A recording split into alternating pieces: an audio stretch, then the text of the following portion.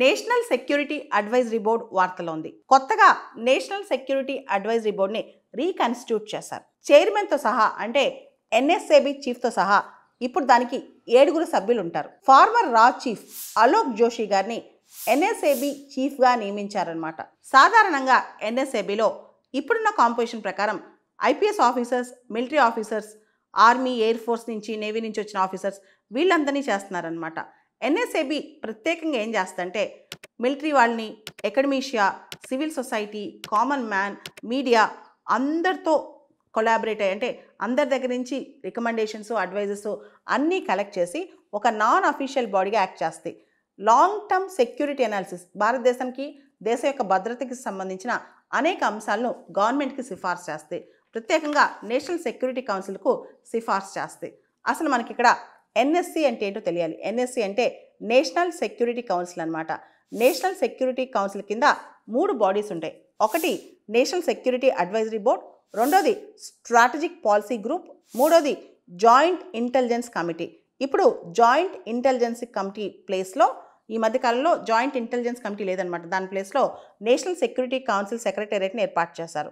అయితే ఎన్ఎస్ఏబి national security advisory board అనేది ఒక రికమెండేటరీ బాడీ గవర్నమెంట్కి సెక్యూరిటీ పరంగా, లాంగ్ టర్మ్ సెక్యూరిటీ పరంగా రకరకాల కన్సల్టేషన్స్ చేసి ఏ విధంగా మన భద్రతను పెంచాలి, ఏ విధంగా దేశ భద్రత విషయంలో నిర్ణయాలు తీసుకోవాలనే దాని మీద ఒక అడ్వైజరీ బాడీ అనమాట.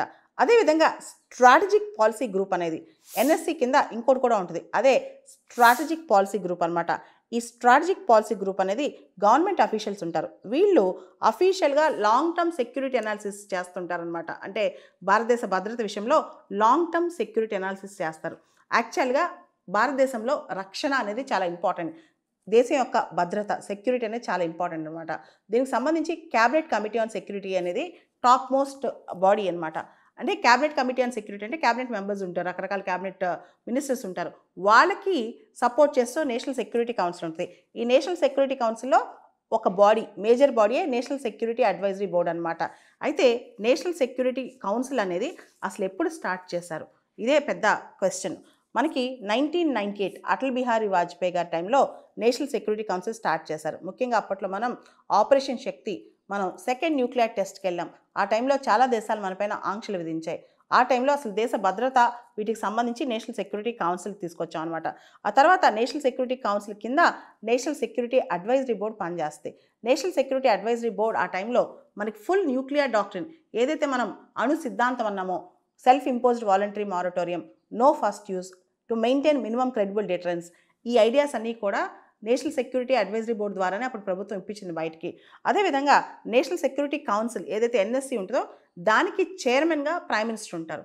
దానికి బ్యూరోక్రాటిక్ హెడ్గా నేషనల్ సెక్యూరిటీ అడ్వైజర్ ఉంటారు. మనందరికీ తెలుసు మన ఎన్ఎస్ఏ, మన national security advisor Ajit Doval garu అనమాట. సో ఈ నేషనల్ సెక్యూరిటీ కౌన్సిల్ కింద ఎన్ఎస్ఏబి వర్క్ చేస్తూ ఉంటుంది.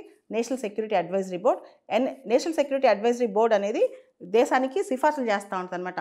లాంగ్ టర్మ్ సెక్యూరిటీ అనాలిసిస్ వీటన్నిటి మీద దేశానికి అడ్వైజ్ ఇస్తూ ఉంటుంది, ప్రభుత్వానికి అడ్వైజ్ ఇస్తూ ఉంటుంది అనమాట. ఇదే ఎన్ఎస్ఏబి. జనరల్గా నేషనల్ సెక్యూరిటీ అడ్వైజరీ బోర్డులో 17 మెంబర్స్ ఉంటారు. కానీ ఈసారి కొత్తగా రీకన్స్టిట్యూట్ చేసిన బోర్డులో 7 సభ్యులే ఉన్నారు, ఇంక్లూడింగ్ చైర్మన్ అనమాట. సో చైర్మన్ కూడా రా చీఫ్. రీసెంట్గా ఈ కాంపోజిషన్ మొత్తం మారింది. ఇంటెలిజెన్స్ కానీ, రా చీఫ్ కానీ వీళ్ళందరినీ తీసుకొచ్చారు. దీనికి ప్రధానమైన కారణం దేశ భద్రత మనకి ప్రయారిటీ కాబట్టి, దేశ భద్రతే ప్రైమరీ ఇంట్రెస్ట్ కాబట్టి మనం ఎన్ఎస్ఏబిని రీకన్స్టిట్యూట్ చేసాం.